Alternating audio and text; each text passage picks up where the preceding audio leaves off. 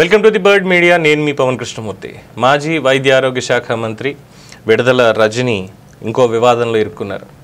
ఉద్యోగాలు ఇప్పిస్తామని చెప్పి 5 కోట్ల రూపాయలు తీసుకుని మోసం చేశారంటూ ఎస్పీకి ఫిర్యాదు అందింది. దానికి సంబంధించినటువంటి బాధితులు అందిస్తున్నటువంటి వివరాలు చూస్తే మరి ఇందులో ఎంతవరకు వాస్తవం అనేది ఇంకా ఇన్వెస్టిగేట్ చేయాల్సిన అవసరం కూడా కనిపిస్తోంది. సో ఇప్పటికే ఎస్పీకి చిలకలూరుపేటకు చెందినటువంటి పలువురు వైసీపీ నేతలందరూ కూడా ఫిర్యాదు చేశారని తెలుస్తోంది. ఫిర్యాదు చేసిన వాళ్ళలో మాజీ మార్కెట్ యార్డ్ చైర్మన్ చిన్న, పలువురు వైసీపీ నేతలు, ఎస్పీకి ఫిర్యాదు చేసిన తోరణాలకు చెందినటువంటి బీఫార్మసీ విద్యార్థి కృష్ణ డబ్బులు ఇవ్వాలని అడిగితే బెదిరింపులకు దిగుతున్నారు అని చెప్పి బాధితులు కేసు నమోదు చేశారు. గతంలోనే రజని మీద ఫిర్యాదు చేసినటువంటి వైసీపీ నేతలు కూడా వీళ్ళతోటి కలుస్తున్నారు. సో వరుస ఫిర్యాదులు వరదలా రావడంతో రజనీ వర్గం వాళ్ళందరూ కూడా ప్రస్తుతం ఏం చేయాలి అనేటువంటి ఆలోచనలో ఉన్నట్టుగా తెలుస్తోంది. సో రజనీ పిఎల్ శ్రీకాంత్, రామకృష్ణ, ఫణీష్, శ్రీ గణేష్ వీళ్ళకి డబ్బులు ఇచ్చామంటూ బాధితులు తెలియజేస్తున్నారు. ఒకసారి ఆ వీడియో కూడా ఇక్కడ చూద్దాం.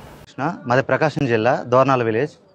నాకు government contract basic post pharmacist పెట్టిస్తానని చెప్పి బత్తుల శ్రీ గణేష్, వాళ్ళ తమ్ముడు కుమారస్వామి, బెడతల రజనీ మేడం దగ్గర ఉన్న పిఏ శ్రీకాంత్ గారు, రామకృష్ణ గారు మాకు మేడం బాగా పరిచయాలు, బాగా క్లోజ్ అని చెప్పేసి గవర్నమెంట్ ఫార్మసిస్ట్ పోస్ట్ పెట్టిస్తానని చెప్పేసరి అన్నారు. నేను సరే, నన్ను ఒకసారి మేడం దగ్గరికి తీసుకెళ్ళి మాట్లాడి ఇవ్వండి, నేను అమౌంట్ ఇస్తానని చెప్పాను. ఒక్కొక్క పోస్ట్కి 8 లక్షల దాకా అడిగారు. విడతల వారీగా డబ్బులు ఇవ్వమని చెప్పారు. ఫస్ట్ నన్ను మేడంతో కల్పించి మాట్లాడించండి అని చెప్పాను. నన్ను 2022 జూలైలో మేడం దగ్గరికి తీసుకెళ్ళి నా అప్లికేషన్ మేడానికి ఇచ్చి, ఈ అబ్బాయికి ఫార్మసిస్ట్ పోస్ట్ కావాలి మేడం, మన మనిషి ఖచ్చితంగా పెట్టివ్వాలని మేడానికి చెప్పారు. తర్వాత మీరు ఏదన్నా ఉంటే శ్రీకాంత్ గారితో, రామకృష్ణ గారితో మాట్లాడుకోమని చెప్పారు. మాకు మేడానికి మీడియేటర్గా మధ్యలో బత్తుల శ్రీ గణేష్, సన్నాఫ్ సుబ్బారావు, నూజట్ల వినకొండ మండలం అతను, మాకు మధ్యలో మధ్యవర్తిగా ఉండి ప్రతిదీ తనే మాట్లాడిచ్చేవాడు. ప్రతిదీ మాకు ఏదన్నా డీటెయిల్స్ కావాలన్నా, నోటిఫికేషన్ ఎప్పుడు వస్తుంది ఏంటన్నా కూడా ఎమ్మటే డైరెక్ట్ మేడం దగ్గర ఉన్న పిఎస్, పిఏ వాళ్ళకు శ్రీకాంత్ గారికి, రామకృష్ణ గారికి ఫోన్ చేసి మాకు ఫోన్లో డీటెయిల్స్ అన్నీ ఎక్స్ప్లెయిన్ చేసేవాళ్ళు. నేను నోటిఫికేషన్ లేట్ అవుతుంది కదా, నేను అమౌంట్ సగం ఇచ్చాను, మరి ఎట్లా నా పరిస్థితి అది ఇది అని అడిగితే, ఇదిగోండి నేను నోటిఫికేషన్ ఇచ్చాను, నాది అప్లికేషన్ ఫాము, విడతల రజనీ కాడికి బత్తుల శ్రీ గణేష్ ఇతనే నా దగ్గర నుంచి డబ్బులు తీసుకున్నాడు. ఇతను డైరెక్ట్ మేడం దగ్గర తీసుకెళ్ళి నాది ఫార్మసిస్ట్ అప్లికేషన్ చూపించి మేడంతో కూడా నన్ను మాట్లాడిచ్చాడు. నోటిఫికేషన్ లేట్ అవుతుంది కదా, ఇంకా నాకేం పోస్ట్ రాలేదని నేను అడిగిన తర్వాత 2023 జనవరిలో మళ్ళీ మేడం దగ్గరికి తీసుకెళ్ళి మాట్లాడిచ్చాడు. మేడం నోటిఫికేషన్ వచ్చింది కదమ్మా, ఖచ్చితంగా పోస్ట్ అయిపోతుంది అన్నారు. మేడం గవర్నమెంట్ టైమే అయిపోతుంది కదా, మరి ఎలా మేడం అన్నాను. లేదు, 1 మంత్లో మీ పోస్టింగ్ జాయిన్ అయిపోతారు, ఏదైనా ఉంటే నేను మాట్లాడతానని మేడం నాకు అప్పుడు భరోసా ఇచ్చారు. ఇది ఇలానే కంటిన్యూ అవుతూ ఉంది. నేను అయ్యే కొద్దీ గణేష్ని గట్టిగా ప్రెజర్ పెట్టాను. నా డబ్బులు ఎలా అన్నా, నేను ఇచ్చాను కదా, గవర్నమెంట్ కూడా అయిపోయింది, టీడీపీ కూడా వచ్చేసింది, మరి నా డబ్బులు ఎలా అంటే, నేను వెళ్ళిన ప్రతిసారి నాకు శ్రీకాంత్ గారితో కానీ, రామకృష్ణ గారితో కానీ ఫోన్లో మాట్లాడించి ఒక వారంలో ఇస్తాను, 10 రోజుల్లో ఇస్తాను, నెలకి ఇస్తానని చెప్పి ఇలా చెప్పుకుంటూ వస్తున్నారు. నేను కొంచెం గట్టిగా ప్రెజర్ పెట్టి గణేష్ వాళ్ళ ఇంటికి వెళ్ళాను 2-3 టైమ్స్. వెళ్తే నన్ను రాజకీయంగా పోలీసు వాళ్ళతోటి కానీ ఇంకొకరితో ఫోన్ చేయించి బెదిరిస్తున్నాడు ఇతను. నేను గుంటూరు శ్రీకాంత్ గారు వాళ్ళ ఇంటి దగ్గరికి వెళ్ళినా కూడా అటు శ్రీకాంత్ గారు ఇల్లు ఖాళీ చేసి వెళ్ళిపోయారు, ఇటు బత్తుల శ్రీ గణేష్ కూడా నూజట్లో ఇల్లు ఖాళీ చేసి వెళ్ళిపోయారు. దగ్గర ఇప్పటికీ ఈ వ్యక్తి ఒక 10 సిమ్ముల దాకా మార్చాడు. ఎక్కడున్నాడో తెలియదు, ఎక్కడ జాక్కున్నాడో కూడా తెలియదు. మాకు ఏదో రకంగా న్యాయం చేయాలని చెప్పి కోరుకుంటున్నాను. యాక్చువల్గా అయితే నన్ను డైరెక్ట్ మేడం దగ్గరికి తీసుకెళ్ళి మాట్లాడిచ్చారు.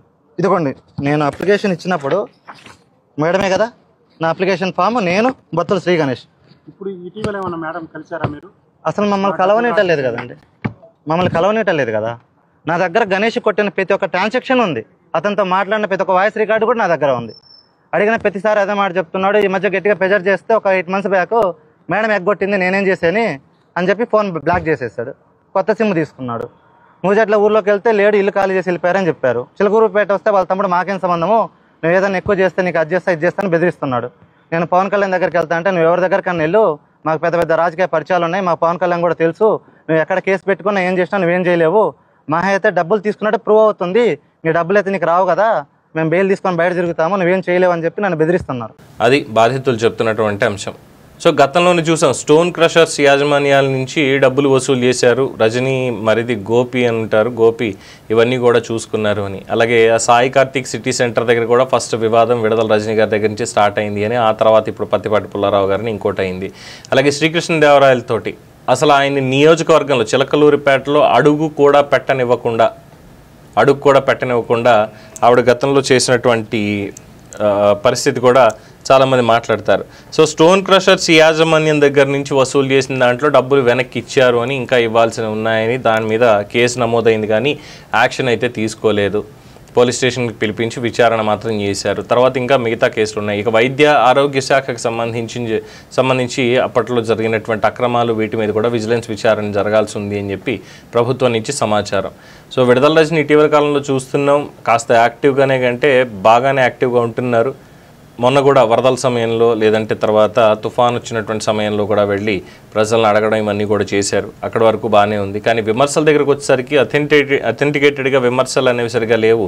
కేవలం పార్టీ లైన్ పట్టుకునే ముందుకెళ్తున్నారు అన్న ఆరోపణ కూడా బలంగా వినిపిస్తున్నాయి. అలాగే చిలకలూరుపేటలో అసలు వైసీపీ నేతలు ఆవిడని పట్టించుకోవడం లేదు.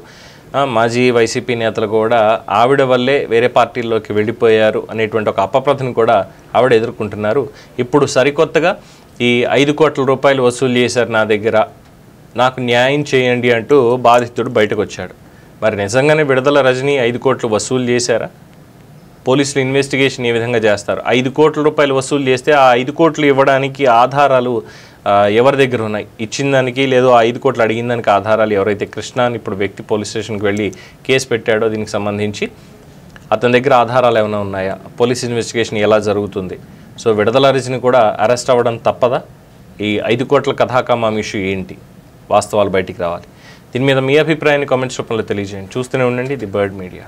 ఈ వీడియో కనుక మీకు నచ్చినట్టయితే లైక్ చేయండి, షేర్ చేయండి, సబ్స్క్రైబ్ చేయండి. అలాగే పక్కనే ఉన్న బెల్ ఐకాన్ని క్లిక్ చేయండి.